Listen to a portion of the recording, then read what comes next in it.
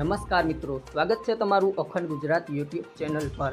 હવામાન વિભાગે ગુજરાત માટે ચિંતાજનક આગાહી કરી છે। કમોસમી વરસાદ ગુજરાતના 20 જેટલા જિલ્લામાં કહેર મચાવશે। આ લેટેસ્ટ અપડેટ વિશે વિડીયોમાં વાત કરીશું, તો વિડીયોને અંત સુધી જોતા રહેજો અને ચેનલમાં નવા છો તો ચેનલને સબસ્ક્રાઇબ કરી લેજો। ગુજરાતના વાતાવરણમાં કેટલાક દિવસથી ફેરફાર જોવા મળી રહ્યો છે।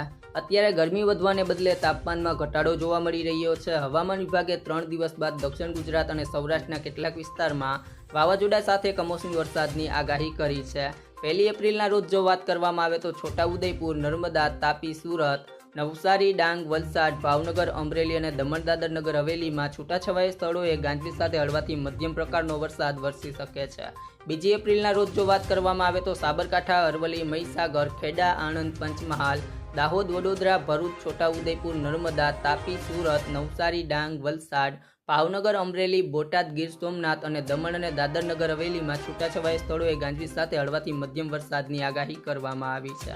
3 એપ્રિલના રોજ જો વાત કરવામાં આવે તો નર્મદા અને તાપી જિલ્લામાં છૂટાછવાયા સ્થળોએ હળવાથી મધ્યમ પ્રકારનો વરસાદ વરસી શકે છે।